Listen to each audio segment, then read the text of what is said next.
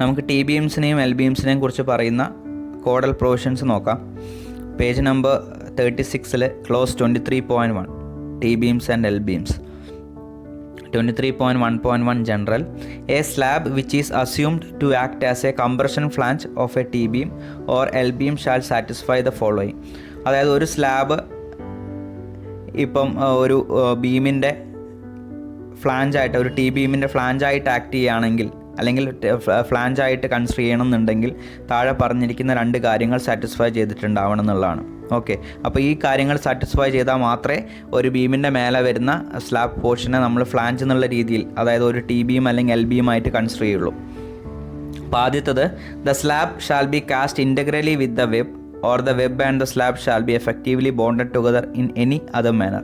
അതായത് സ്ലാബും അതുപോലെ തന്നെ ആ ബീം പോർഷനും തമ്മിൽ കണക്ഷൻ ഉണ്ടായിരിക്കണം എന്നുള്ളതാണ് നല്ല രീതിയിൽ. ഒന്നാമത്തത്, അത് കാസ്റ്റ് ചെയ്യുമ്പം ഒന്നിച്ച് കാസ്റ്റ് ചെയ്യണം, ബീമും സ്ലാബും ഒന്നിച്ച് കാസ്റ്റ് ചെയ്യണം. മോണോലിത്തിക് ആയിട്ട് കാസ്റ്റ് ചെയ്യുകയാണെങ്കിൽ അതിനെ നമുക്ക് ടി ബീം എന്നുള്ള രീതിയിൽ കൺസിഡർ ചെയ്യാം. രണ്ടാമത്തത്, ഇപ്പം ഈ ബീമും അതുപോലെ തന്നെ, അതായത് വെബ് പോർഷനും അതുപോലെ തന്നെ സ്ലാബിൻ്റെ പോർഷനും വേറെ ഏതെങ്കിലും രീതിയിൽ കണക്റ്റഡ് ആയിരിക്കണം. ഒന്ന്, അത് മോണോലിത്തിക്കായിട്ട് കാസ്റ്റ് ചെയ്ത് കഴിഞ്ഞാൽ നമുക്കതിനെ ടി ബീം എന്നുള്ള രീതിയിൽ കൺസിഡർ ചെയ്യാം. അല്ലെങ്കിൽ ബീമിൻ്റെ പോർഷൻ, അതായത് വെബ് പോർഷനും അതുപോലെ തന്നെ ആ സ്ലാബിൻ്റെ പോർഷനും ഒന്നിച്ച് ഏതെങ്കിലും രീതിയിൽ ബോണ്ട് ഉണ്ടായിരിക്കണം, അല്ലെങ്കിൽ കണക്ഷൻ ഉണ്ടായിരിക്കണം. അങ്ങനെ വരികയാണെങ്കിൽ നമുക്ക് സ്ലാബിനെ ഫ്ലാഞ്ചായിട്ട്, ഓക്കെ, ടി ബീമിൻ്റെ ഫ്ലാഞ്ചായിട്ട് നമുക്ക് കൺസിഡർ ചെയ്യാം. രണ്ടാമത്തത്, if the main reinforcement of the slab is parallel to the beam. അതായത് സ്ലാബിൻ്റെ മെയിൻ റീഇൻഫോഴ്സ്മെൻറ്റ് ബീമിന് പാരലായിട്ടാണ് പ്രൊവൈഡ് ചെയ്തിട്ടുള്ളതെങ്കിൽ, ബീം എങ്ങനെയാണോ റൺ ചെയ്യുന്നത് അതിന് പാരലായിട്ടാണ് മെയിൻ റീഇൻഫോഴ്സ്മെൻറ്റ് പ്രൊവൈഡ് ചെയ്തിട്ടുള്ളതെങ്കിൽ, transverse reinforcement shall be provided as in figure 3. Such reinforcement shall not be less than 60% of the main reinforcement at mid span of the slab. അതായത് main റീഇൻഫോഴ്സ്മെൻറ്റും ഉണ്ട്, ട്രാൻസ്വേഴ്സ് റീഇൻഫോഴ്സ്മെൻറ്റും ഉണ്ട്. ഓക്കെ, അതായത് ആ സ്ലാബിൻ്റെ മെയിൻ റീഇൻഫോഴ്സ്മെൻറ്റ് ബീമിന് പാരലായിട്ടാണ് റൺ ചെയ്യുന്നതെങ്കിൽ, ഓക്കെ, അതായത് വൺ വേ സ്ലാബിൽ മെയിൻ റീഇൻഫോഴ്സ്മെൻറ്റും ട്രാൻസ്വേഴ്സ് റീഇൻഫോഴ്സ്മെൻറ്റും ഉണ്ട്. അപ്പം ആ മെയിൻ റീഇൻഫോഴ്സ്മെൻറ്റ് ബീമിന് പാരലായിട്ടാണ് റൺ ചെയ്യുന്നതെങ്കിൽ, ട്രാൻസ്വേഴ്സ് റീഇൻഫോഴ്സ്മെൻറ്റ് എന്ന് പറയുന്നത് മെയിൻ റീഇൻഫോഴ്സ്മെൻറ്റിന് പെർപെൻഡിക്കുലറായിട്ട് പ്രൊവൈഡ് ചെയ്യുന്നതാണ്. ഓക്കെ, ഒന്ന് എക്സ് ആക്സിസിലാണ് പ്രൊവൈഡ് ചെയ്തിട്ടില്ലെങ്കിൽ അനദർ വൺ വൈ ആക്സിസിലായിരിക്കും പ്രൊവൈഡ് ചെയ്തിട്ടുണ്ടാവുക. അപ്പോൾ ട്രാൻസ്വേഴ്സ് റീഇൻഫോഴ്സ്മെൻറ്റ് മിഡ് സ്പാനിൽ നമ്മൾ പ്രൊവൈഡ് ചെയ്യുന്ന മെയിൻ റീഇൻഫോഴ്സ്മെൻറ്റിൻ്റെ 60%-നേക്കാളും കുറയാതെ കൊടുത്തിരിക്കണം എന്നുള്ളതാണ്.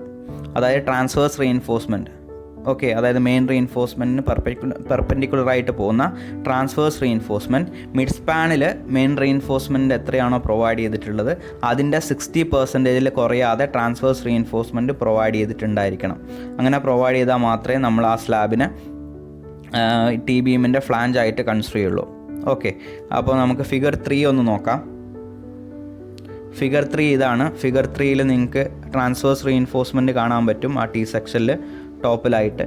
ഓക്കെ, അതാണ് ട്രാൻസ്വേഴ്സ് റീഇൻഫോഴ്സ്മെൻറ്റ്. ബീം റൺ ചെയ്യുന്നത് എങ്ങനെയാണെന്നുള്ളത് നിങ്ങൾക്ക് മേലെയുള്ള ആ ഫിഗറിൽ നിന്ന് കാണാൻ പറ്റും. ഓക്കെ, ബീം വരുന്നത് അതിൻ്റെ ബോട്ടം ടു ടോപ്പ് റൺ ചെയ്യുന്നതായിട്ട് നിങ്ങൾക്ക് കാണാം. ഓക്കെ, അങ്ങനെയാണ് ബീം പോകുന്നത്.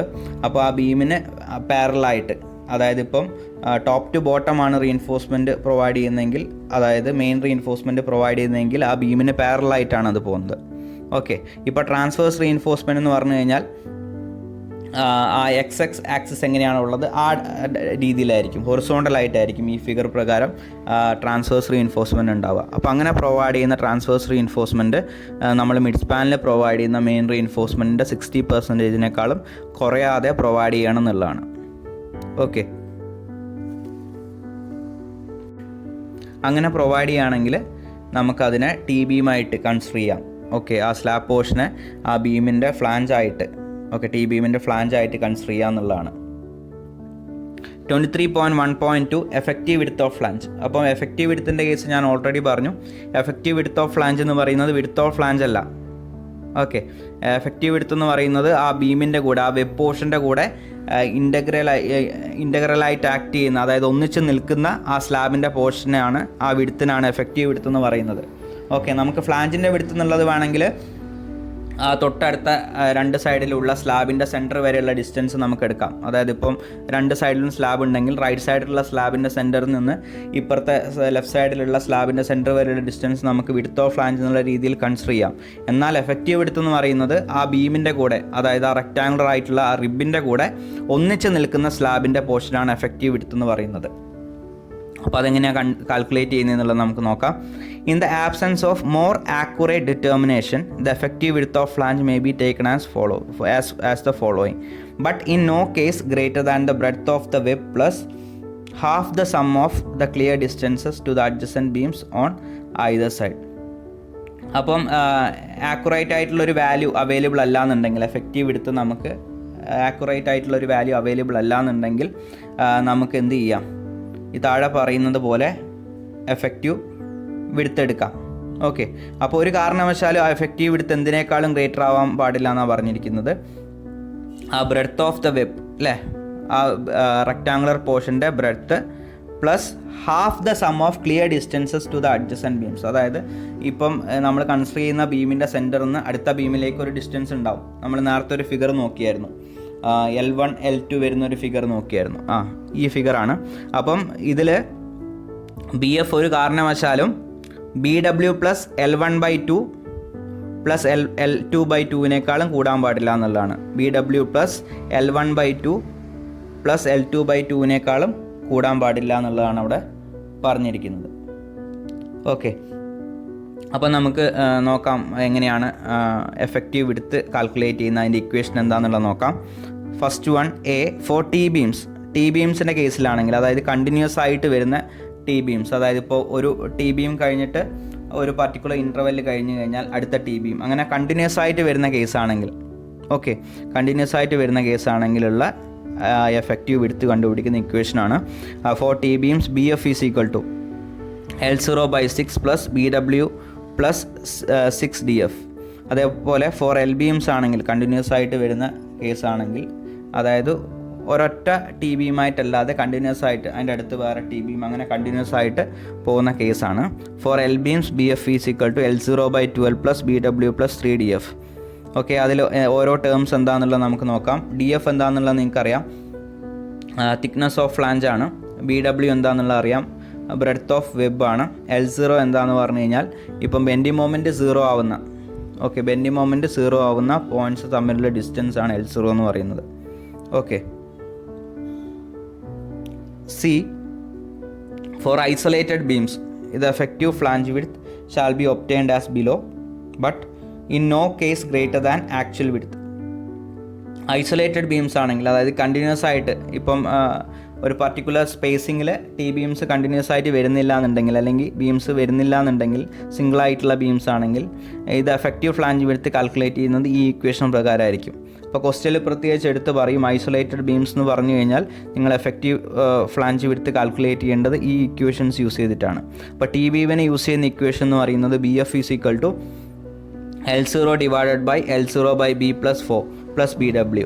അതേപോലെ എൽ ബീമിനാണെങ്കിൽ BF is equal to 0.5 L0/L0/B plus 4 plus BW. Okay, ഈ ഇക്വേഷൻ യൂസ് ചെയ്തിട്ടാണ് നമ്മൾ എഫക്റ്റീവ് ഫ്ലാഞ്ച് വിഡ്ത്ത് കാൽക്കുലേറ്റ് ചെയ്യുന്നത്. Where BF is equal to effective width of flange. BF എന്ന് പറയുന്നത് എഫക്റ്റീവ് വിഡ്ത്ത് ഓഫ് ഫ്ലാഞ്ച് ആണ്. L0 എന്ന് പറയുന്ന distance between points of zero moments in the beam.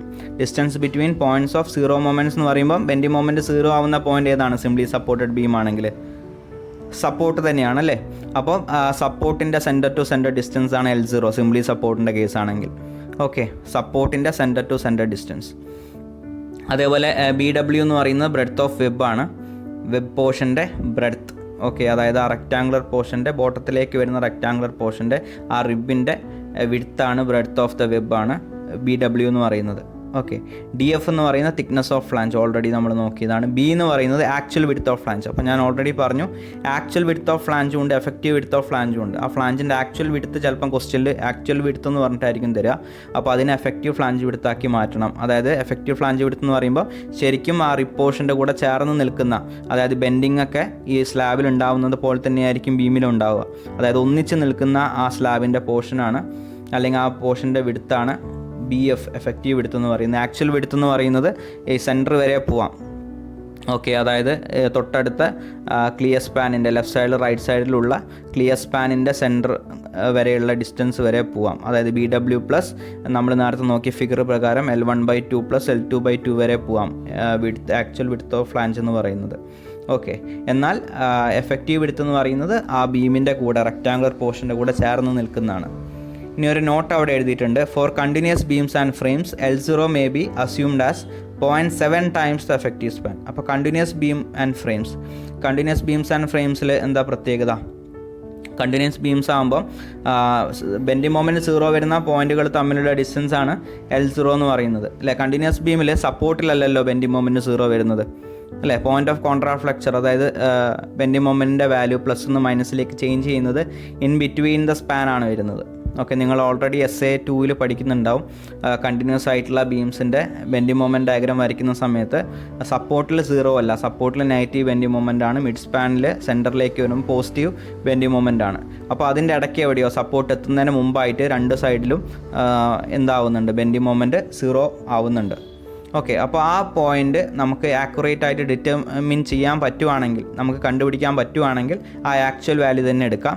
In case ആ actual value നമുക്ക് കിട്ടാത്ത സാഹചര്യമാണെങ്കിൽ നമുക്ക് L0 may be assumed as 0.7 times the effective span. അപ്പോൾ എഫക്റ്റീവ് സ്പാൻ എങ്ങനെയാണ് കണ്ടുപിടിക്കുന്നതെന്ന് അറിയാം അല്ലേ. ഓരോ കേസിൻ്റെ നമ്മൾ ഓൾറെഡി പഠിച്ചിട്ടുണ്ടായിരുന്നു.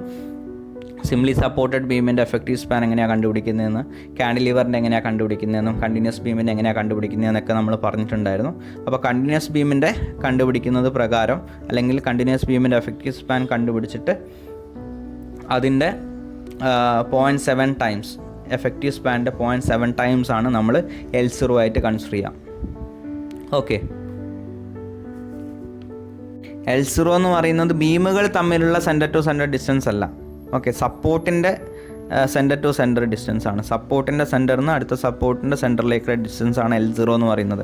അപ്പോൾ ഈ ഒരു ഫിഗറിൽ നിങ്ങൾ തെറ്റിദ്ധരിക്കരുത്. അതായത് BW/2 plus L1 plus BW/2 അല്ല L0 എന്ന് പറയുന്നത്. Okay, BW/2 plus L1 plus BW/2 അല്ല L0. അതേപോലെ L2 plus BW/2 plus BW/2 അല്ല L0 എന്ന് പറയുന്നത്. L0 എന്ന് പറയുന്നത് സപ്പോർട്ടിൻ്റെ സെൻറ്ററിൽ നിന്ന് സപ്പോർട്ടിൻ്റെ സെൻറ്ററിലേക്കുള്ള ഡിസ്റ്റൻസ് ആണ്. ഓക്കെ, അതുപോലെ ഈ ഒരു ഫിഗർ നോക്കിക്കഴിഞ്ഞാൽ ഇവിടെ ടി ബീം നിങ്ങൾക്ക് കാണാം. ആ ടി ബീമിനെ സപ്പോർട്ട് ചെയ്യുന്നത് ബീമാണ്.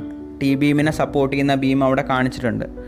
ഓക്കെ, അപ്പം ഈ ടി ബീമിനെ സപ്പോർട്ട് ചെയ്യുന്ന ബീം അല്ലേ, അത് സപ്പോർട്ടാണല്ലോ. ആ ടി ബീമിനെ സപ്പോർട്ട് ചെയ്യുന്ന ബീം എന്ന് പറയുന്നത് സപ്പോർട്ടാണല്ലോ. അതിൻ്റെ ഇപ്പുറത്തെ സൈഡിലും ഈ ടി ബീമിനെ സപ്പോർട്ട് ചെയ്യുന്ന ബീം കാണിച്ചിട്ടുണ്ട്. അപ്പം സപ്പോർട്ടിൻ്റെ സെൻറ്റർ ടു സെൻറ്റർ ഡിസ്റ്റൻസ് എന്ന് പറയുന്നത്, ഇപ്പം ഇപ്പുറത്തേക്ക് കണ്ടിന്യൂഷൻ ഇല്ലയെന്നുണ്ടെങ്കിൽ അവിടെ എൻഡ് ചെയ്യുന്നതാണെങ്കിൽ ഒരു സിംപ്ലി സപ്പോർട്ടഡ് ബീം എന്നുള്ള രീതിയിൽ നമുക്ക് കൺസിഡർ ചെയ്യാം എൻഡ് ചെയ്യുകയാണെങ്കിൽ. ഓക്കെ, അങ്ങനെയാണെങ്കിൽ ഇവിടെ ഈ മാർക്ക് ചെയ്തിരിക്കുന്ന L എന്ന് പറയുന്നതാണ് L0. ഓക്കെ, ഇവിടെ L എന്ന് പറഞ്ഞ് മാർക്ക് ചെയ്തിട്ടില്ലേ. ഓക്കെ, അതാണ് നമ്മുടെ സിംപ്ലി സപ്പോർട്ടഡ് ബീം ആണെങ്കിൽ, ജസ്റ്റ് ഇമാജിൻ ചെയ്യുകയാണെങ്കിൽ, സിംപ്ലി സപ്പോർട്ടഡ് ബീം എന്ന് ഇമാജിൻ ചെയ്യുകയാണെങ്കിൽ L0 എന്ന് പറയുന്നത് ഈ സപ്പോർട്ടിൻ്റെ സെൻറ്റർ മുതൽ സെൻറ്റർ വരെയുള്ള ഡിസ്റ്റൻസ് ആണ്, അല്ലാതെ ടി ബീമിൻ്റെ സെൻറ്റർ ടു സെൻറ്റർ ഡിസ്റ്റൻസ് അല്ല. അപ്പോൾ അതുമായിട്ട് കൺഫ്യൂസ് ആവരുത്. അപ്പോൾ സ്പാൻ എന്ന് പറയുന്നത് അല്ലെങ്കിൽ L0 എന്ന് പറയുന്നത്, ബീമിൻ്റെ സ്പാൻ എന്ന് പറയുന്നത് ഈ ഡിസ്റ്റൻസ് ആണ്. ഇവിടെ L എന്ന് പറഞ്ഞ് മാർക്ക് ചെയ്തിരിക്കുന്നതാണ്. ഓക്കെ, അതായത് ടി ബീം രണ്ട് എൻഡിൽ സപ്പോർട്ട് ചെയ്തിട്ടുണ്ടാവുമല്ലോ. ടി ബീം എന്ന് പറയുന്നത് ഇപ്പോൾ റെക്റ്റാങ്കുലർ ഷേപ്പിൽ റൺ ചെയ്യുന്ന ബീം പോലെ T ഷേപ്പിൽ അത് സ്ലാബും കൂടി ഇൻക്ലൂഡഡ് ആയിട്ട് റൺ ചെയ്യുന്നതാണ്. അപ്പോൾ റൺ ചെയ്യുമ്പോൾ ഒരു സൈഡിൽ സപ്പോർട്ട് ഉണ്ടാവും, സ്ലാബിൽ സപ്പോർട്ട് ചെയ്യുന്ന പോലെ തന്നെ ഒരു സൈഡിൽ, അപ്പുറത്തെ സൈഡിൽ, രണ്ട് സൈഡിലും സപ്പോർട്ട് ഉണ്ടാവും. ഓക്കെ, അപ്പം ആ സപ്പോർട്ടിൻ്റെ സെൻറ്റർ ടു സെൻറ്റർ ഡിസ്റ്റൻസ് ആണ്, ആ ടി ബീമിൻ്റെ സപ്പോർട്ടിൻ്റെ സെൻറ്റർ ടു സെൻറ്റർ ഡിസ്റ്റൻസ് ആണ് L0 എന്ന് പറയുന്നത്. ഓക്കെ, ക്ലിയർ ആയിട്ടുണ്ടാവുമെന്ന് വിചാരിക്കുന്നു. ഇനി നമുക്ക് അനാലിസിസ് ഓഫ് ടി ബീംസ് എന്ന് പറയുന്ന ടോപ്പിക്കിലേക്ക് പോവാം. അപ്പോൾ നമ്മൾ ഇതുവരെ ടി ബീം എന്താണെന്നുള്ളത് നോക്കി, അതുപോലെ ടി ബീംസിലുള്ള ഓരോ ടേംസ് നമ്മൾ നോക്കി, കോഡിൽ ടി ബീമിനെ കുറിച്ച് പറയുന്ന കാര്യങ്ങൾ നമ്മൾ നോക്കി. ഇനി analysis. Okay, analysis of T beams. അപ്പോൾ അനാലിസിസ് ഓഫ് ടി ബീംസിനെ കുറിച്ച് കോഡിൽ എന്താ പറഞ്ഞിരിക്കുന്നത് നോക്കാം. Page number 96. Okay, page number 96 G2 എന്ന് പറയുന്ന സെക്ഷൻ ഫുള്ളായിട്ട് ഫ്ലാഞ്ചഡ് സെക്ഷന് വേണ്ടിയിട്ടുള്ളതാണ്. ഓക്കെ, അപ്പം ഈ ഒരു സെക്ഷനെ ബേസ് ചെയ്തിട്ടാണ് നമ്മൾ അനാലിസിസ് ചെയ്യുക. അതായത് MU ലിമിറ്റും MU ഒക്കെ കണ്ടുപിടിക്കുന്നത് ഈ ഒരു സെക്ഷനെ ബേസ് ചെയ്തിട്ടാണ്. ഓക്കെ, അപ്പോൾ നമുക്ക് ഇതെന്താ പറഞ്ഞിരിക്കുന്നത് എന്നുള്ളത് നമുക്ക് ജസ്റ്റ് നോക്കാം. G2.1 for XU less than DF the moment of resistance may be calculated from the equation given in G1.1. അപ്പം ഇപ്പോൾ ന്യൂട്രൽ ആക്സിസ് എക്സ് യു എന്ന് പറയുന്ന ന്യൂട്രൽ ആക്സിസിൻ്റെ ഡെപ്താണ്.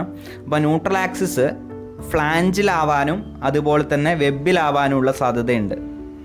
ഓക്കെ, ന്യൂട്രൽ ആക്സിസ് എന്ന് പറയുന്നത് ഫ്ലാഞ്ചിലും വരാം അതുപോലെ തന്നെ വെബിലും വരാം.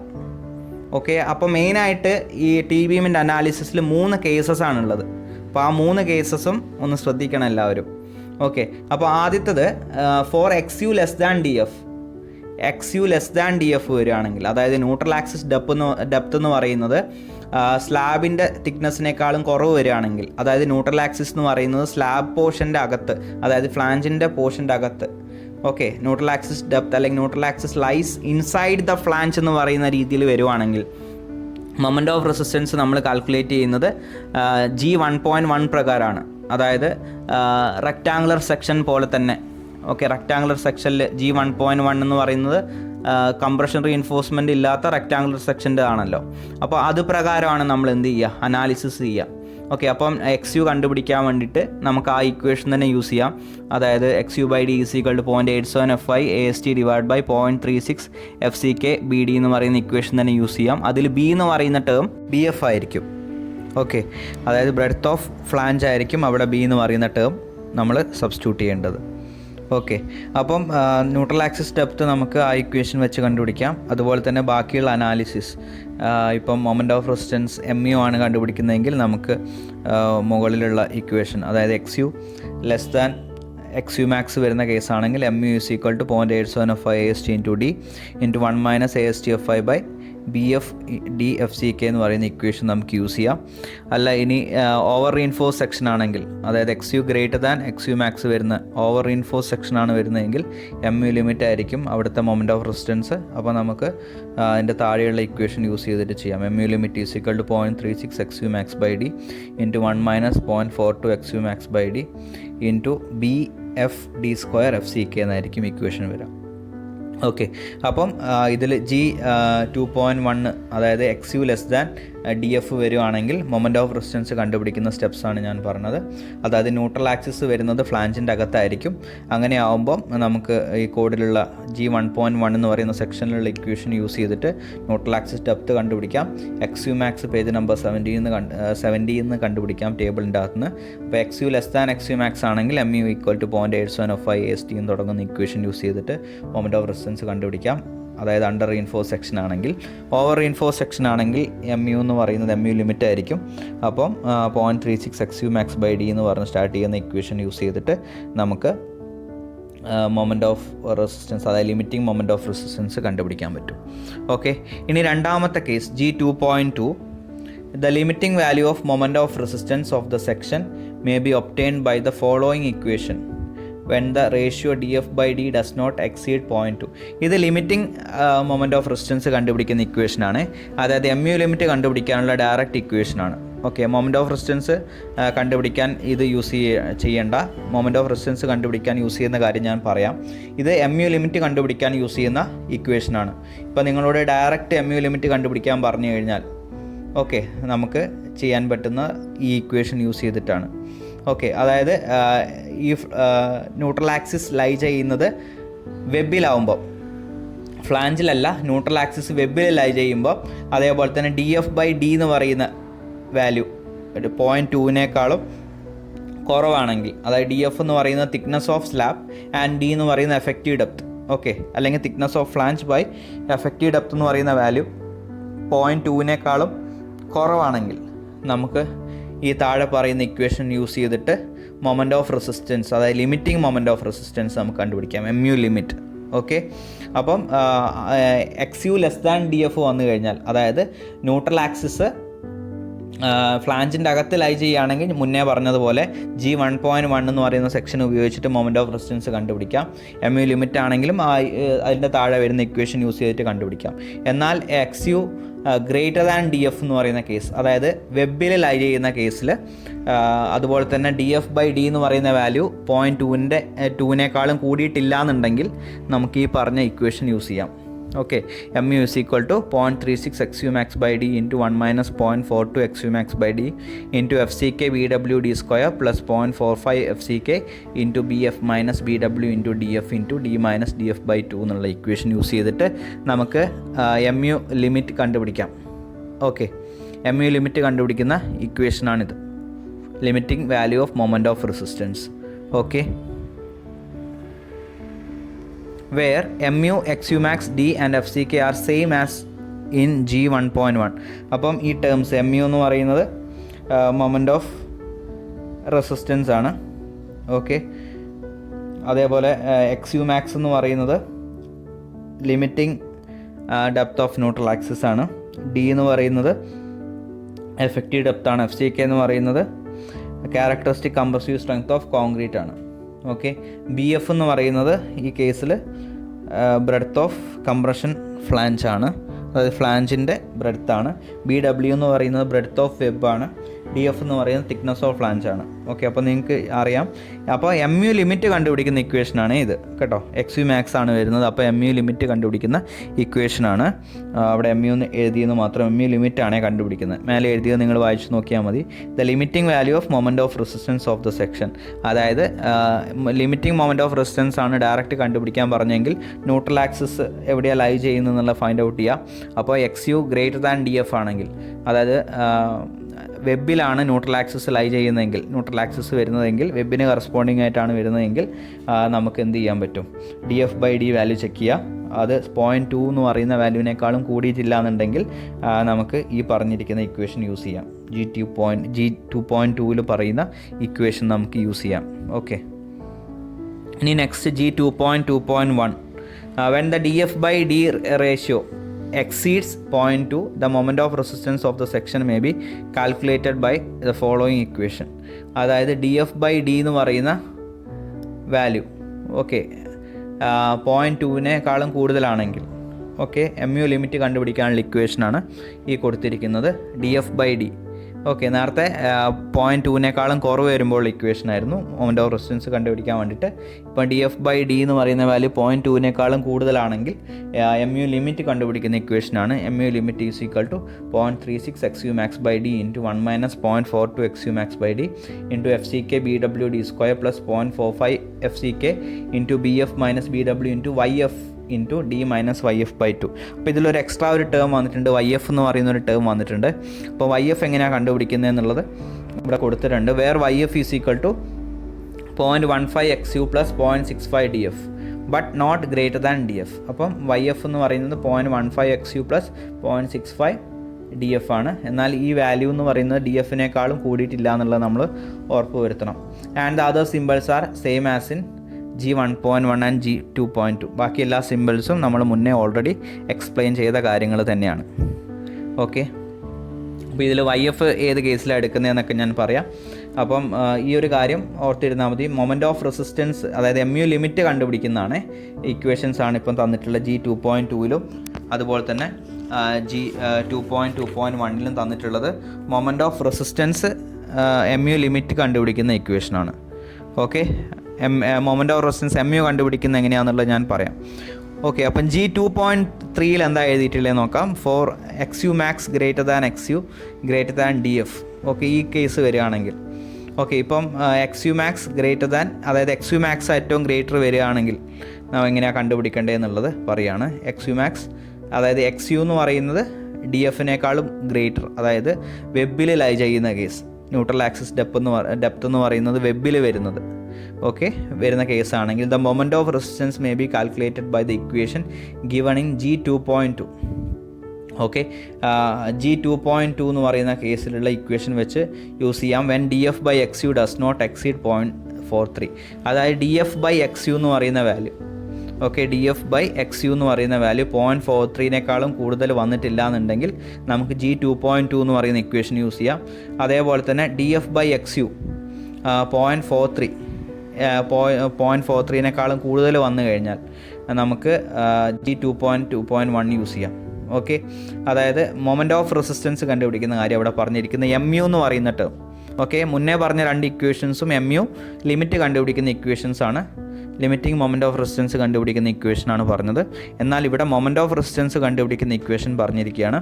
അതായത് dF/XU, depth of flange by neutral axis depth എന്ന് പറയുന്ന വാല്യൂ 0.43 എക്സീഡ് ചെയ്തിട്ടില്ല എന്നുണ്ടെങ്കിൽ, അതായത് കുറവാണെങ്കിൽ നമുക്ക് G2.2.1 കൊടുത്തിരിക്കുന്ന ഇക്വേഷൻ യൂസ് ചെയ്യാമെന്ന് പറയുന്നു. എന്നാൽ dF/XU എക്സീഡ്സ് 0.43, dF/XU എന്ന് പറയുന്ന വാല്യൂ 0.43 കൂടുതലാണെങ്കിൽ G2.2.1 എന്ന് പറയുന്ന ഇക്വേഷൻ യൂസ് ചെയ്യാമെന്ന് പറയുന്നു മൊമെൻറ്റ് ഓഫ് റെസിസ്റ്റൻസ് കണ്ടുപിടിക്കാൻ. എന്നാൽ XU മാക്സിന് പകരം XU സബ്സ്റ്റിറ്റ്യൂട്ട് ചെയ്യണം. In both cases XU max/XU, അതായത് ആ ഇക്വേഷനിൽ G2.2.1ലും G2.2ലും XU max എന്ന് വെച്ചിട്ടാണ് ഇക്വേഷൻ വരുന്നത്. അതായത് XU max വന്നതുകൊണ്ട് അത് limiting moment of resistance MU ലിമിറ്റാന്നുള്ളത് ഞാൻ ഓൾറെഡി പറഞ്ഞു. അപ്പം മൊമെൻറ്റ് ഓഫ് റെസിസ്റ്റൻസ് കണ്ടുപിടിക്കുകയാണെങ്കിൽ, അതായത് XU less than XU max വരുന്ന കേസ്, ഓക്കെ, അതായത് അണ്ടർ റീഇൻഫോഴ്സ്ഡ് സെക്ഷൻ വരുന്ന case, okay, under reinforce section വരുന്ന കേസാണെങ്കിൽ, അതേപോലെ തന്നെ ഇത് ലൈ ചെയ്യുന്നത്, ഈ ന്യൂട്രൽ ആക്സിസ് ലൈ ചെയ്യുന്നത് വെബിലാണെങ്കിൽ, ഓക്കെ, അല്ലെങ്കിൽ ആ റിപ്പോർഷനിലാണ് ലൈ ചെയ്യുന്നതെങ്കിൽ യൂസ് ചെയ്യുന്ന മൊമെൻറ്റ് ഓഫ് റെസിസ്റ്റൻസ് കണ്ടുപിടിക്കാൻ യൂസ് ചെയ്യുന്ന കാര്യങ്ങളാണ് പറയുന്നത്. ഇപ്പം dF/XU വാല്യൂ ചെക്ക് ചെയ്യണം. അത് 0.43 കുറവാണെങ്കിൽ നമുക്ക് G2.2.1 എന്ന് പറയുന്ന ഇക്വേഷൻ, അതിൽ പറഞ്ഞിരിക്കുന്ന ഇക്വേഷൻ യൂസ് ചെയ്യാം.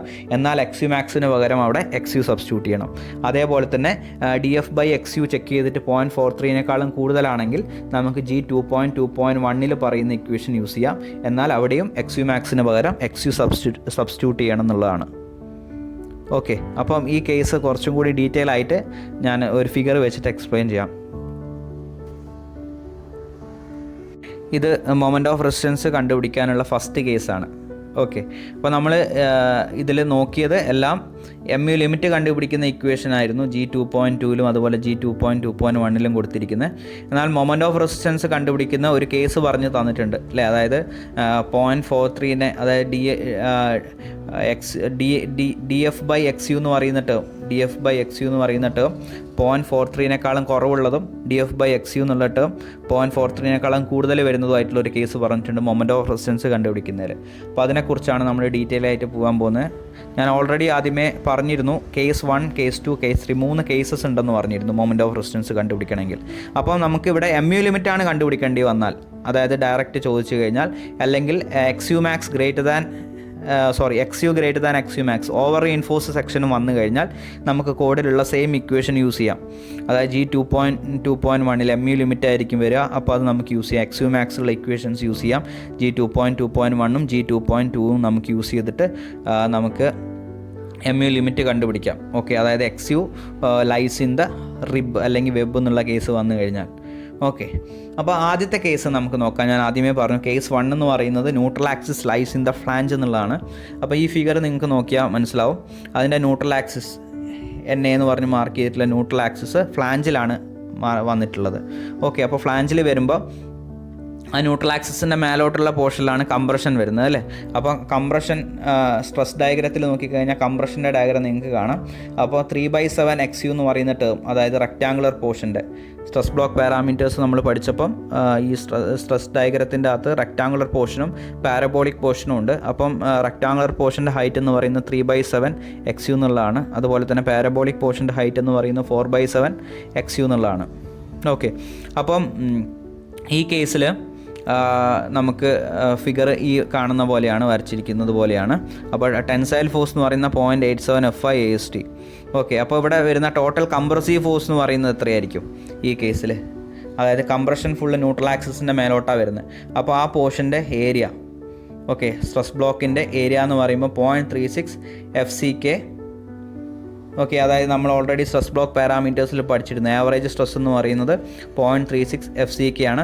ഇൻറ്റു BXU എന്നുള്ളതായിരുന്നു ഏരിയ അല്ലെ, ക്രോസ് സെക്ഷൽ ഏരിയ. എന്നാൽ ഇവിടുത്തെ ക്രോസ് സെക്ഷൽ ഏരിയ എന്ന് പറയുന്നത് BXU അല്ല, BF ഇൻറ്റു XU എന്നുള്ളതാണ്.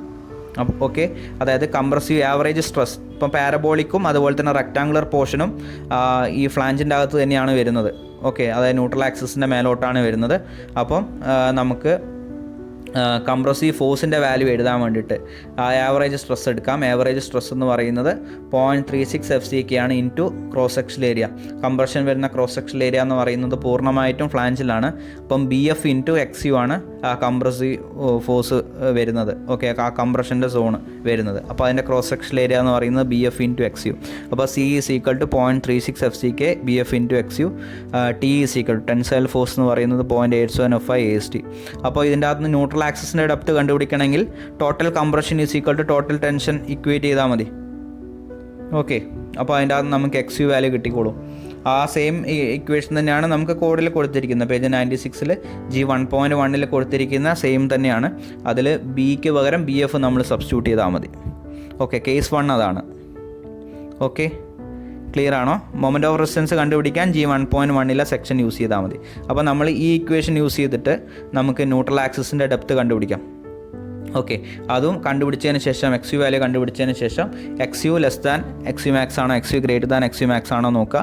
ലെസ് ദാൻ ആണെങ്കിൽ അണ്ടർ റീൻഫോഴ്സിൻ്റെ ഇക്വേഷൻ യൂസ് ചെയ്തിട്ട് മൊമെൻ്റ് ഓഫ് റെസിസ്റ്റൻസ് കണ്ടുപിടിക്കുക. ഓവർ റീൻഫോഴ്സ് സെക്ഷൻ ആണെങ്കിൽ MU ലിമിറ്റ് കണ്ടുപിടിക്കാം. ഓക്കെ, G1.1 എന്ന് പറയുന്ന സെക്ഷനിലുള്ള ഇക്വേഷൻ പ്രകാരം. ഓക്കെ, രണ്ടാമത്തെ കേസ് എന്ന് പറയുന്നത് XU ലൈസ് ഇൻ ദ വെബാണ്. ഓക്കെ, അപ്പോൾ നിങ്ങൾക്ക് ഇവിടെ ഫിഗർ നോക്കിയാൽ മനസ്സിലാവും. ന്യൂട്രൽ ആക്സിസ് എന്ന് പറയുന്നത് ആ വെബ് പോർഷനിലാണ് ലൈ ചെയ്തിട്ടുള്ളത്. ഓക്കെ, അപ്പം ഇതിൽ വെബിൽ ലൈ ചെയ്യുന്ന ന്യൂട്രൽ ആക്സിസിന് 2 കേസ് ഉണ്ട്. ഓക്കെ, കേസ് 2ഉം കേസ് 3യും. അപ്പോൾ അത് നമുക്ക് നോക്കാം. കേസ് 2ൽ എങ്ങനെയാണ് മൊമെൻ്റ് ഓഫ് റെസിസ്റ്റൻസ് കണ്ടുപിടിക്കുന്നത് എന്നുള്ളതും കേസ് 3ൽ എങ്ങനെയാണ് കണ്ടുപിടിക്കുന്നത് എന്നുള്ളത് നോക്കാം. ഇവിടെ കേസ് 2 കേസ് 3 പറയുന്നത് G2.3 കോഡിൽ G2.3 വെച്ചിട്ടാണ്. അതായത് ആദ്യത്തെ case DF/XU does not exceed 0.43 എന്ന് പറയുന്ന കേസ്. ഓക്കെ, അപ്പം DF/XU ഡസ് നോട്ട് എക്സീഡ് 0.43 എന്ന് പറഞ്ഞു കഴിഞ്ഞാൽ DF does not exceed 0.43 into XU എന്നല്ലേ. അപ്പോൾ 0.43 ഇൻറ്റു XU എന്ന് പറയുമ്പം അവിടെ 3/7 XU ആണ്. 0.43 എന്ന് പറയുമ്പോൾ 3/7 ആണ്. 3/7 ചെയ്ത് നോക്കിക്കഴിഞ്ഞാൽ 0.428 ആണ് വരുന്നത്. അപ്പം 0.43 എന്ന് പറഞ്ഞിട്ട് റൗണ്ട് ചെയ്താണ് കോഡിലുള്ളത്. അപ്പോൾ DF does not exceed 3/7 XU എന്നുള്ളതാണ്. ഓക്കെ, അപ്പം ഇതാണ് നമ്മുടെ കണ്ടീഷൻ. DF എന്ന് പറയുന്ന വാല്യൂ ഡസ് നോട്ട് എക്സീഡ്. ഇവിടെ നോക്കിക്കഴിഞ്ഞാൽ നിങ്ങൾക്ക് മനസ്സിലാവും DF എന്ന് പറയുന്ന വാല്യൂ ലെസ് ദാൻ 3/7 XU ആണ് അല്ലേ. DF എന്ന് പറയുന്ന വാല്യൂവിനേക്കാളും വലുതാണ് 3/7 XU. 3/7 XU എന്ന് പറഞ്ഞു കഴിഞ്ഞാൽ റെക്റ്റാങ്കുലർ പോർഷൻ വരുന്നതിൻ്റെ ലെങ്ത് ആണ് അല്ലേ. അതായത് ടോപ്പിൽ നിന്ന് 3/7 XU വരെ റെക്റ്റാങ്കുലർ പോർഷനാണ് ആ സ്ട്രെസ് ഡയഗ്രത്തിൽ. ബാക്കി അവിടുന്ന് താഴോട്ടേക്ക് 4/7 ഡിസ്റ്റൻസ്, അല്ലെങ്കിൽ ഏറ്റവും സ്ട്രെസ് ഡയഗ്രത്തിൽ നിന്ന് ഏറ്റവും ബോട്ടത്തിൽ നിന്ന് മേലോട്ടുള്ള പാരബോളിക് പോർഷൻ്റെ ഹൈറ്റ് എന്ന് പറയുന്ന 4/7 XU ആണ്. അപ്പോൾ നമുക്ക് ഈ ഫിഗർ നോക്കിക്കഴിഞ്ഞാൽ DF എന്ന് പറയുന്ന വാല്യൂ ലെസ് ദാൻ 3/7 XU ആണ്. അല്ലെങ്കിൽ DF/XU is less than 0.43. Okay, അല്ലെങ്കിൽ DF is less than 3/7 XU എന്നുള്ളതാണ് നമ്മുടെ കണ്ടീഷൻ. ഓക്കെ, അപ്പോൾ അങ്ങനെ വരുമ്പം നമ്മളെങ്ങനെയാണ് ന്യൂട്രൽ ആക്സിസിൻ്റെ ഡെപ്ത് കാൽക്കുലേറ്റ് ചെയ്യുക, അതുപോലെ തന്നെ മൊമെൻ്റ് ഓഫ് റെസിസ്റ്റൻസ് എങ്ങനെയാണ് കണ്ടുപിടിക്കുക എന്നുള്ളതാണ് നമ്മൾ നോക്കാൻ പോകുന്നത്. അപ്പോൾ ന്യൂട്രൽ ആക്സിസിൻ്റെ ഡെപ്ത് കണ്ടുപിടിക്കാൻ വേണ്ടിയിട്ട് total compressive force is equal to tensile force എന്നുള്ളത് ഇക്വേറ്റ് ചെയ്താൽ മതിയല്ലോ അല്ലേ. ടെൻസൈൽ ഫോഴ്സ് എന്നുള്ളത് സെയിം ആണ്, 0.8705 AST ആണ്. കംപ്രസീവ് ഫോഴ്സ് എങ്ങനെയാണ് വരുന്നതെന്നുള്ളത് നമുക്ക് നോക്കാം.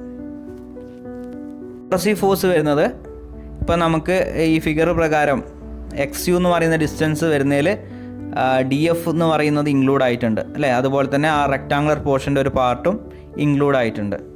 ഓക്കെ, അപ്പോൾ നമുക്ക് ഇതിൻ്റെ കംപ്രസീവ് ഫോഴ്സ് കണ്ടുപിടിക്കാൻ വേണ്ടിയിട്ട് നമുക്ക് സ്ട്രെസ് ഇൻറ്റു ഏരിയ എന്നുള്ളതാണ് കൺസെപ്റ്റ്. അപ്പോൾ ഇതിനെ നമുക്ക് 2 പോർഷനാക്കി തിരിക്കാം. ഒന്ന് BW ഇൻറ്റു XU എന്ന് പറയുന്ന ആ റെക്റ്റാങ്കുലർ പോർഷൻ, അതേപോലെ നമുക്ക് BF മൈനസ് BW എന്ന് പറയുന്ന ഫ്ലാഞ്ചിൻ്റെ portion. Okay, BW into XU എന്ന് പറയുന്നത് നമ്മൾ ഓൾറെഡി ഇൻക്ലൂഡ് ചെയ്തിട്ടുണ്ട്. ആ DF എന്ന് പറയുന്നതും കൂടി അതിൽ ഇൻക്ലൂഡ് ആയിട്ടുണ്ട്. BW ഇൻറ്റു XU എന്ന് പറയുമ്പോൾ ആ DFും കൂടി ആ തിക്നെസ്സിൽ വരുന്ന പോർഷനും കൂടി ഇൻക്ലൂഡഡ് ആണ്. പിന്നെ ബാക്കി വരുന്ന പോർഷൻ എന്ന് പറയുന്നത് ഏരിയ എന്ന് പറയുന്നത് BF minus BW into DF എന്നുള്ള പോർഷനാണ്. ഓക്കെ, അപ്പോൾ നമുക്ക് ഫസ്റ്റ് നോക്കിക്കഴിഞ്ഞ് കഴിഞ്ഞാൽ ആ rectangular portion BW into XU എന്ന് പറയുന്ന പോർഷൻ നോക്കാം. അപ്പം BW ഇൻറ്റു XU എന്ന് പറയുന്ന പോർഷനിൽ വരുന്ന സ്ട്രെസ് വാല്യൂ എന്ന് പറയുന്നത് ടോപ്പിൽ 0.446 FCK, അതേപോലെ ബോട്ടത്തിൽ 0. 4/7 XU വരെ അത് പാരബോളിക് ആയിട്ടാണ് വേരി ചെയ്യുന്നത്. ഓക്കെ, അതുപോലെ അത് കഴിഞ്ഞാൽ റെക്റ്റാങ്കുലർ ആയിട്ടാണ്. അപ്പോൾ full portion BW into XU എന്ന് പറയുന്ന ഇതിൽ വരുന്നുണ്ട്. ആ സ്ട്രെസ് ബ്ലോക്ക് പാരാമീറ്റേഴ്സിൽ അല്ലെങ്കിൽ സ്ട്രെസ് ബ്ലോക്കിൻ്റെ ഫുൾ ഡയഗ്രവും വരുന്നുണ്ട്. അപ്പോൾ നമുക്ക് ആ ഏരിയയ്ക്ക് കറസ്പോണ്ടിങ് ആയിട്ടുള്ള ആവറേജ് സ്ട്രെസ് എന്ന് പറയുന്നത് 0.36 FCK ആണ്. ഓക്കെ, അതായത് പാരബോളിക് പോർഷനും അതുപോലെ തന്നെ ടോപ്പിൽ വരുന്ന റെക്ടാങ്കുലർ പോർഷനും അതിൽ ഇൻക്ലൂഡഡ് ആണ്. അപ്പോൾ അതിൻ്റെ ആവറേജ് സ്ട്രെസ് നമ്മൾ സ്ട്രെസ് ബ്ലോക്ക് പാരാമീറ്റേഴ്സ് വെച്ച് കണ്ടുപിടിച്ചിരുന്നു.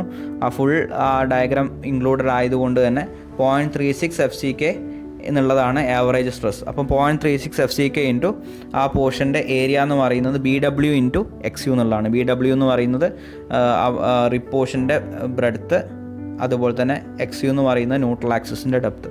ഓക്കെ, അപ്പം 0.36 FCK BW ഇൻറ്റു XU എന്ന് പറയുമ്പോൾ ഈ BWയ്ക്കും അതുപോലെ തന്നെ XU ഡെപ്തിനും കറസ്പോണ്ടിങ് ആയിട്ടുള്ള കംപ്രസീവ് ഫോഴ്സ് ആയി.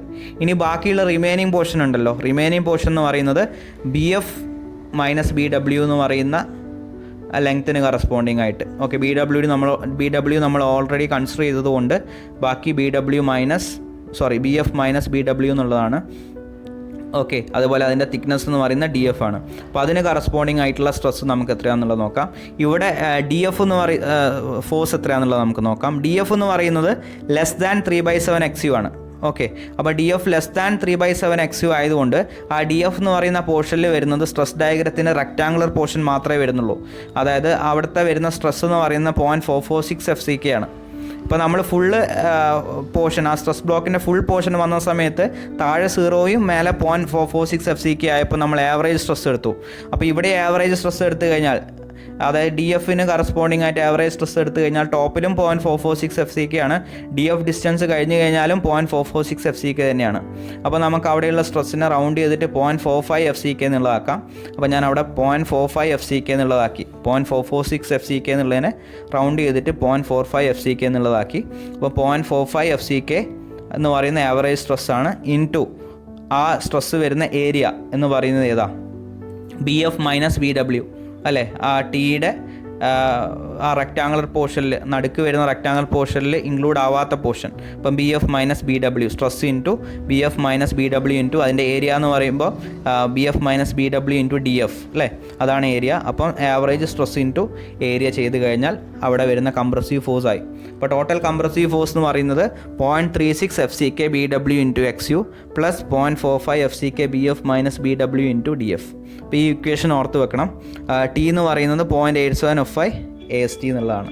അപ്പോൾ ഇത് രണ്ടും സിയും ടിയും ഇക്വേറ്റ് ചെയ്ത് കഴിഞ്ഞാൽ നിങ്ങൾക്ക് ന്യൂട്രൽ ആക്സിസ് ഡെപ്ത് കണ്ടുപിടിക്കാനായിട്ട് പറ്റും. അല്ലെങ്കിൽ വേറൊരു കാര്യം ചെയ്താൽ മതി, മൊമെൻറ്റ് ഓഫ് റെസിസ്റ്റൻസിൻ്റെ ആ ഇക്വേഷൻ നോക്കിയാലും മതി.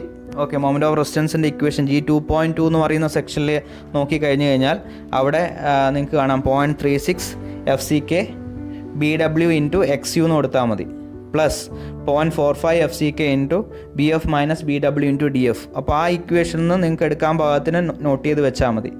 ഓക്കെ, അപ്പം DF ലെസ് ദാൻ 3/7 XU അല്ലെങ്കിൽ DF by XU less than 3/7, അതായത് 0.43 എന്നുള്ള കണ്ടീഷൻ വരുവാണെങ്കിൽ കോഡിൽ പറഞ്ഞിരിക്കുന്നത് G2.3യിൽ പറഞ്ഞിരിക്കുന്നത് G2.2 എന്ന് പറയുന്ന സെക്ഷനിൽ ഇക്വേഷൻ യൂസ് ചെയ്യാനാണ് മൊമെൻറ്റ് ഓഫ് റെസിസ്റ്റൻസ് കണ്ടുപിടിക്കാൻ വേണ്ടിയിട്ട്. ഓക്കെ, അപ്പോൾ ന്യൂട്രൽ ആക്സിസ് ഡെപ്ത് നമുക്ക് ഈ C = T, C എങ്ങനെയാണ് വന്നതെന്ന് ക്ലിയർ ആയിട്ടുണ്ടാവുമെന്ന് വിചാരിക്കുന്നു. ഈ കേസ് 2ലെ C = T ഇക്വേറ്റ് ചെയ്താൽ XU വാല്യൂ കിട്ടും. XU വാല്യൂ കിട്ടിക്കഴിഞ്ഞാൽ XU less than XU max ആണോ XU greater than XU max ആണോ നോക്കുക. അപ്പോൾ XU less than XU max ആണെങ്കിൽ അണ്ടർ റീൻഫോഴ്സ് സെക്ഷൻ ആണ്. അണ്ടർ റീൻഫോഴ്സ് സെക്ഷൻ ആണെങ്കിൽ G2.2ൽ പറയുന്ന ഇക്വേഷൻ യൂസ് ചെയ്തിട്ട് മൊമെൻറ്റ് ഓഫ് റെസിസ്റ്റൻസ് കണ്ടുപിടിക്കാം. അവിടെ XU മാക്സിൻ്റെ സ്ഥാനത്ത് XU സബ്സ്റ്റിറ്റ്യൂട്ട് ചെയ്യാം. ഇനി XU greater than XU max ആണെങ്കിൽ ഓവർ റീൻഫോഴ്സ് സെക്ഷൻ ആവും. അപ്പോൾ മൊമെൻറ്റ് ഓഫ് റെസിസ്റ്റൻസ് എന്ന് പറയുന്ന MU ലിമിറ്റാണ് വരിക. അപ്പോൾ MU limit is equal to ആ കോഡിലുള്ള സെയിം ഇക്വേഷൻ യൂസ് ചെയ്യാം. XU മാക്സ് കൊടുത്തിട്ടുള്ള ഇക്വേഷൻ തന്നെ യൂസ് ചെയ്യാം. ഇതാണ് കേസ് 2 വരുന്നത്. ഓക്കെ, അതായത് DF ലെസ് ദാൻ 0.43 XU അല്ലെങ്കിൽ DF ലെസ് ദാൻ 3/7 XU എന്നുള്ള കൺസെപ്റ്റ് വരുമ്പോഴുള്ള കാര്യം. ഓക്കെ, ഇത് ക്ലിയർ ആയിട്ടുണ്ടാവുമെന്ന് വിചാരിക്കുന്നു. ഈ ഓരോ ടേംസും എങ്ങനെയാണ് വന്നതെന്നുള്ളത്. ഓക്കെ, മൊമെൻറ്റ് ഓഫ് റെസിസ്റ്റൻസ് കണ്ടുപിടിക്കാനുള്ള ഇക്വേഷൻ നേരെ കോഡിലുണ്ട്. ന്യൂട്രൽ ആക്സിസ് ഡെപ്ത് കണ്ടുപിടിക്കാനുള്ള ഇക്വേഷൻ C = T യൂസ് ചെയ്താൽ മതി. അപ്പോൾ C എങ്ങനെയാണ് കിട്ടിയെന്നുള്ളതും T എന്താണെന്നുള്ളതും നിങ്ങൾക്ക് അറിയെങ്കിൽ നിങ്ങൾക്ക് ഈസി ആയിട്ട് ഈ ടോപ്പിക്കിലെ പ്രോബ്ലം ചെയ്യാനായിട്ട് പറ്റും. ഓക്കെ, കേസ് 2 ഇങ്ങനെയാണ് ചെയ്യേണ്ടത്. Next one case 3. G2.3യിൽ പറയുന്ന DF ബൈ XU എക്സീഡ്സ് 0.3 എന്ന് പറയുന്ന കൺസെപ്റ്റാണിത്. ഓക്കെ, അപ്പോൾ ഇവിടെ നോക്കിക്കഴിഞ്ഞാൽ DF എന്ന് പറയുന്ന വാല്യൂ ആണ് 3/7 XUവിനേക്കാളും വലുത്, അല്ലെങ്കിൽ DF ബൈ XU എന്ന് പറയുന്ന വാല്യൂവിനേക്കാളും ചെറുതാണ് 3/7 എന്നുള്ളത്. ഓക്കെ, ഇവിടെ ഡി എഫ് ആണ് വലുത്. D F greater than 3/7 XU അല്ലെങ്കിൽ D F by XU greater than 0.43 എന്നുള്ള കൺസെപ്റ്റാണ് ഇവിടെ വരുന്നത്. ഓക്കെ, G 2.3 പറയുന്ന രണ്ടാമത്തെ കണ്ടീഷൻ.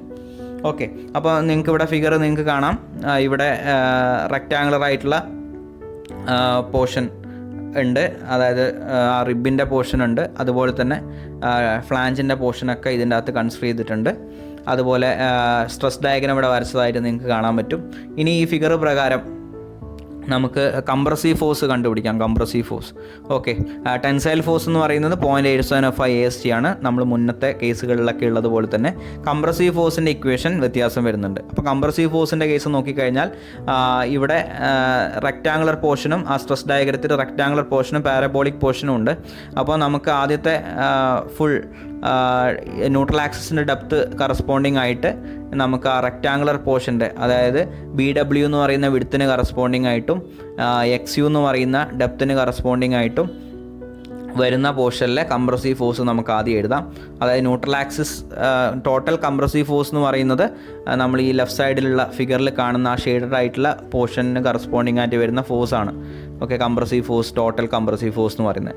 അതിനെ നമുക്ക് രണ്ട് പാർട്ടായിട്ട് എടുക്കാം. ഒന്ന് ആ റിബിൻ്റെ വിഡ്ത്തിന് കറസ്പോണ്ടിങ് ആയിട്ടുള്ള ഒരു ഫുൾ റെക്റ്റാങ്കിൾ ടോപ്പ് വരെയുള്ളത്, അതിനുശേഷം അതിൻ്റെ രണ്ട് സൈഡിലുള്ള ടീൻ്റെ ആ ഒരു പോർഷൻ. ഓക്കെ, അതായത് ആ റെക്റ്റാങ്കുലർ പോർഷൻ ഇൻക്ലൂഡ് ആവാത്ത അഡീഷണലി വരുന്ന പോർഷൻ. അപ്പോൾ നിങ്ങൾക്ക് ഈ ഫിഗറിൽ 1, 2, 2 എന്ന് പറഞ്ഞിട്ട് മാർക്ക് ചെയ്ത് കാണാം. 1 എന്ന് പറയുന്നത് ഫസ്റ്റ് പോർഷൻ, അതായത് ഫുൾ റെക്റ്റാങ്കുലർ ആയിട്ടുള്ള പോർഷൻ. രണ്ടാമത്തത് ഫ്ലാഞ്ചഡ് പോർഷൻ നമ്മൾ ഓൾറെഡി ഫസ്റ്റ് പാർട്ടിൽ ഇൻക്ലൂഡ് ആയിരിക്കുന്ന ആ ഒരു പോർഷൻ ഒഴിവാക്കിയിട്ടുള്ളത് നമ്മൾ കേസ് 2 കൺസിഡർ ചെയ്ത പോലെ തന്നെ. ഓക്കെ, ഇതാണ് രണ്ട് പോർഷൻ. അപ്പോൾ ഈ രണ്ട് പോർഷനിലും വരുന്ന കംപ്രസീവ് ഫോഴ്സ് കണ്ടുപിടിച്ചിട്ട് ആഡ് ചെയ്ത് കഴിഞ്ഞാലാണ് ടോട്ടൽ C കിട്ടുക. അപ്പോൾ നമുക്ക് ഫസ്റ്റ് പോർഷനിലുള്ള കംപ്രസീവ് ഫോഴ്സ് എന്ന് പറയുന്നത് അവിടെ നോക്കിക്കഴിഞ്ഞാൽ സ്ട്രെസ് ഡയഗ്രാം നോക്കിക്കഴിഞ്ഞാൽ ആവറേജ് സ്ട്രെസ് എന്ന് പറയുന്ന 0.36 FCK എന്നുള്ളതാണ്. കാരണം ആ 1 എന്ന് പറയുന്ന പോർഷനിൽ ഫുള്ളായിട്ട് എന്ത് വരുന്നുണ്ട്, 1 എന്ന് പറയുന്ന പോർഷനിൽ ഫുള്ളായിട്ട് ആ സ്ട്രെസ് ഡയഗ്രാം വരുന്നുണ്ട്. ടോപ്പിൽ 0.446 FCKയും ബോട്ടത്തിൽ 0യും ആണ്. അപ്പോൾ അതിൻ്റെ ആവറേജ് സ്ട്രെസ് എന്ന് പറയുന്നത് 0.36 FCK BW × XU എന്നുള്ളതാണ്. ഇനി സെക്കൻഡ് പോർഷൻ്റെ കംപ്രസീവ് ഫോഴ്സ് കണ്ടുപിടിക്കാം. അപ്പോൾ സെക്കൻഡ് പോർഷൻ്റെ ഏരിയ എന്ന് പറയുന്നത് BF - BW × DF ആണ് ആക്ച്വലി വരുന്നത് അല്ലേ. ആ സെക്കൻഡ് പോർഷൻ്റെ ഏരിയ എന്ന് പറയുമ്പോൾ BF - BW × ക്യാപിറ്റൽ DF ആണ് വരേണ്ടത്.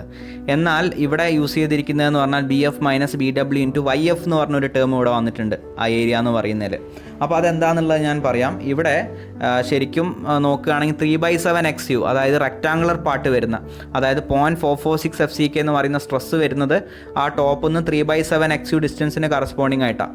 എന്നാൽ 3/7 XU എന്ന് പറയുന്ന ചെറുതാണ് അല്ലേ DF-നേക്കാളും. ഓക്കെ, അപ്പം ബാക്കി ഒരു ചെറിയ പോർഷനും കൂടി, പാരബോളിക് പോർഷൻ്റെ ഒരു ചെറിയ പോർഷനും കൂടി ശരിക്കും ഇതിൻ്റെ സ്ട്രെസ്സിൻ്റെ കൂട്ടത്തിൽ ഇൻക്ലൂഡ് ആവുന്നുണ്ട്. അതായത് 0.446 FCK എന്ന് പറയുന്ന ആവറേജ് സ്ട്രെസ് അല്ല അവിടെ വരിക, ചെറുതായിട്ട് പാരബോളിക് ആവുന്നതുകൊണ്ട് ചെറിയൊരു മാറ്റവും കൂടി അവിടെ വരും. അതായത് 3/7 XU ഡിസ്റ്റൻസ് കഴിഞ്ഞിട്ട് ബാക്കിയുള്ള ഡിസ്റ്റൻസ് പാരബോളിക് ആണ്, അതായത് ഈ സ്ട്രെസ് വാല്യൂ ചെറുതായി വരികയാണ്. ഓക്കെ, അപ്പോൾ ശരിക്കും അതും കൂടി കൺസിഡർ ചെയ്യേണ്ടതാണ്. എന്നാൽ നമ്മളിവിടെ ഒരു ചെറിയൊരു മാറ്റം വരുത്തിയിട്ടുണ്ട്. അതായത് ഈ ഇക്വേഷൻ എങ്ങനെയാണ് വന്നതെന്ന് വെച്ചാൽ, YF എന്ന് പറയുന്ന ടേം എങ്ങനെയാണ് വന്നതെന്ന് വെച്ചാൽ, ശരിക്കും അവിടെ വരുന്ന ആവറേജ് സ്ട്രെസ് എന്ന് പറയുന്നത് 0.45 FCK ആയിരിക്കണം എന്നില്ല. കാരണം 0.45 FCK അല്ലെങ്കിൽ 0.446 FCK എന്ന് പറയുന്ന സ്ട്രെസ് 3/7 XU എന്ന് പറയുന്ന ഡിസ്റ്റൻസിന് വരെ വരുള്ളൂ. അത് കഴിഞ്ഞാൽ അത് കുറഞ്ഞു തുടങ്ങും. എന്നാൽ നമ്മൾ അത് കുറയ്ക്കാതെ ഇവിടെ 0.45 FCK എന്ന് പറഞ്ഞെടുത്തു. എന്നാൽ അവിടെ ഏരിയ കൺസിഡർ ചെയ്യുമ്പം BF - BW × DF വരണമായിരുന്നു ശരിക്കും. എന്നാൽ നമ്മളിവിടെ എന്ത് ചെയ്തു എന്ന് പറഞ്ഞാൽ DF-നേക്കാളും കുറഞ്ഞിട്ടുള്ള അല്ലെങ്കിൽ DF-നേക്കാളും കൂടാത്ത ഒരു YF എന്ന് പറയുന്ന ഒരു വാല്യൂ ഇവിടെ കൺസിഡർ ചെയ്തു. അതായത് ഇത് കറക്റ്റ് ആവാൻ വേണ്ടിയിട്ട്, സ്ട്രെസ് ഇൻറ്റു ഏരിയ ഏകദേശം ശരിയാവാൻ വേണ്ടിയിട്ട് നമ്മളിവിടെ DF യൂസ് ചെയ്യുന്നതിന് പകരം YF എന്ന് പറയുന്ന ഒരു ടേം കൺസിഡർ ചെയ്തു. ആ YF കണ്ടുപിടിക്കുന്ന ഇക്വേഷൻ കോഡിൽ തന്നിട്ടുണ്ട്. 0.15 XU + 0.6 DF. അതായത് ഈ പാരബോളിക് ആയിട്ടുള്ള ആ ചെറിയ പോർഷൻ വരുമ്പോൾ ഉള്ള ആ സ്ട്രെസ്സിൻ്റെ വാല്യൂ ഒന്ന് ഇതിൽ ഈക്വലായി വരാൻ വേണ്ടിയിട്ട് അതും കൂടി ഇതിൽ കൺസിഡർ ചെയ്തിട്ട് ഒരു ഇക്വേഷൻ ഫോം ചെയ്താണിത്. 0.456 FCK മാറ്റാതെ തന്നെ അതിൽ കൊടുത്തു. അതായത് ആവറേജ് സ്ട്രെസ് കുറയുന്നുണ്ടെങ്കിൽ അത് കൺസിഡർ ചെയ്ത് അതുപോലെ തന്നെ കൊടുത്തു. എന്നാൽ ഡി എഫ് എടുക്കുമ്പം ഡി എഫ് എടുക്കാതെ നമ്മൾ എന്ത് ചെയ്തു, ഡി എഫിനേക്കാളും കുറച്ച് കുറഞ്ഞിട്ടുള്ളൊരു വൈ എഫ് എന്ന് പറയുന്ന വാല്യൂ അവിടെ കൊടുത്തു. അപ്പോൾ രണ്ടിൻ്റെയും കൂടി എഫക്റ്റ് എന്ന് പറയുന്നത് ഏകദേശം സെയിം ആയിട്ട് വരും. അതായത് നമ്മളിവിടെ ആ ആവറേജ് സ്ട്രെസ് കാൽക്കുലേറ്റ് ചെയ്യാനുള്ള ചെറിയ ബുദ്ധിമുട്ട് കൊണ്ടാണ് നമ്മളിവിടെ വൈ എഫ് എന്ന് പറയുന്ന ഒരു ടേം ഇവിടെ കൺസിഡർ ചെയ്തത്. കാരണം പാരബോളിക്കായിട്ട് വാരി ചെയ്യുമ്പോൾ ചെറിയൊരു വ്യത്യാസം വരും. ആ വരുന്ന വ്യത്യാസം എത്രയാണ്, ആവറേജ് സ്ട്രെസ്സിൻ്റെ ആ ഒരു വ്യത്യാസം കാൽക്കുലേറ്റ് ചെയ്ത് കണ്ടുപിടിക്കാൻ ബുദ്ധിമുട്ടായതുകൊണ്ട് ഇവിടെ വൈ എഫ് എന്ന് പറയുന്ന ഒരു ടേം നമ്മൾ ഇൻക്ലൂഡ് ചെയ്തതാണ്. ശരിക്കും അവിടെ ഡി എഫ് യൂസ് ചെയ്യുന്നതിന് പകരം ഡി എഫിനേക്കാളും കുറഞ്ഞൊരു വൈ എഫ് നമ്മൾ അവിടെ കൊടുക്കും. എന്നാൽ ശരിക്കും ഇവിടെ വരുന്ന സ്ട്രെസ് എന്ന് പറയുന്നത് 0.45 കുറഞ്ഞൊരു സ്ട്രെസ്സാണ് വരേണ്ടത്. എന്നാൽ അവിടെ കുറയ്ക്കാതെ നമ്മൾ 0.45 തന്നെ പറഞ്ഞു കൊടുത്തു. എന്നാൽ ഡെപ്തിൽ നമ്മൾ കുറച്ചിട്ട് വൈ എഫ് എന്ന് പറയുന്നൊരു ഡെപ്ത് കൊടുത്തു. അങ്ങനെ വരുമ്പോൾ ഇത് ഏകദേശം വരുന്ന സ്ട്രെസ്സ്, ആ ഒരു പോർഷനിൽ വരുന്ന സ്ട്രെസ്സ് ഈക്വലായിട്ടായിരിക്കും വരിക രണ്ട് കേസിലും. ആ രീതിയിൽ എടുത്തിരിക്കുകയാണ് ഇവിടെ. അതായത് സ്ട്രെസ്സിൻ്റെ വാല്യൂ 0.446 എഫ് സിക്ക് അല്ലെങ്കിൽ 0.45 എഫ് സിക്കിനേക്കാളും കുറയുന്നുണ്ട്. എന്നാൽ അവിടെ സ്ട്രെസ്സ് കുറയ്ക്കാതെ ഡെപ്തിൽ കുറച്ചു. അതായത് ഡി എഫ് എന്ന് പറയുന്ന ഡെപ്ത് അവിടെ ശരിക്കും വരുന്നുണ്ടായിരുന്നു. എന്നാൽ ഡെപ്ത് എന്ത് ചെയ്തു, കുറച്ചിട്ട് വൈ എഫ് എന്ന് പറയുന്ന വാല്യൂ, അതായത് ഡി എഫിനേക്കാളും എക്സീഡ് ആവാത്ത വൈ എഫ് എന്ന് പറയുന്ന ഒരു value, that is equal to 0.15 X U plus 0.65 D F എന്ന് പറയുന്നൊരു വാല്യൂ കൺസിഡർ ചെയ്തിട്ടാണ് ഇവിടെ ടോട്ടൽ സെക്കൻഡ് പോർഷനിലെ കംപ്രസീവ് ഫോഴ്സ് എടുത്തിരിക്കുന്നത്. ഓക്കെ, അപ്പോൾ ആ ഒരു കാര്യം ഓർത്താൽ മതി. അതായത് ആവറേജ് സ്ട്രെസ് എടുക്കാനുള്ള ഒരു ബുദ്ധിമുട്ട് കൊണ്ട് നമ്മളിവിടെ ഒരു വൈ എഫ് എന്ന് പറയുന്ന ഒരു കൺസെപ്റ്റ് കൊണ്ടുവന്നതാണ്. അപ്പോൾ ഇവിടെ ആവറേജ് സ്ട്രെസ് എന്നുള്ളത് 0.456 എഫ് സിക്ക് തന്നെ എടുക്കുക. ഏരിയ എടുക്കുമ്പം B F minus B W into D F എടുക്കുന്നതിന് പകരം വൈ എഫ് എടുക്കുക. ആ ആവറേജ് സ്ട്രെസ്സിലുള്ള വ്യത്യാസം ഇതിൻ്റെ അകത്ത് ഈക്വലായി വരാൻ വേണ്ടിയിട്ടാണ്. ഓക്കെ, അതും കൂടി ഇതിൻ്റെ അകത്തേക്ക് വരാൻ വേണ്ടിയിട്ടാണ്. ആ വ്യത്യാസം വരുന്നത് ഒഴിവാക്കാൻ വേണ്ടിയിട്ട് നമ്മൾ എന്ത് ചെയ്തു, ഡി എഫിന് പകരം വൈ എഫ് എന്നുള്ളത് ഇവിടെ കൊടുത്തു. ഓക്കെ, അപ്പം ഈ ഇക്വേഷൻ പ്രകാരം, അതായത് മുന്നേ നമ്മൾ നോക്കിയ കേസ് 2 വരുന്ന ഇക്വേഷൻ എന്ന് പറയുന്നത് 0.45 F C K B F minus B W into D F എന്നുള്ളതായിരുന്നു. എന്നാൽ ഇവിടെ ഡി എഫിന് പകരം വൈ എഫ് ആയി എന്ന് മാത്രം, ബാക്കിയൊരു വ്യത്യാസവും.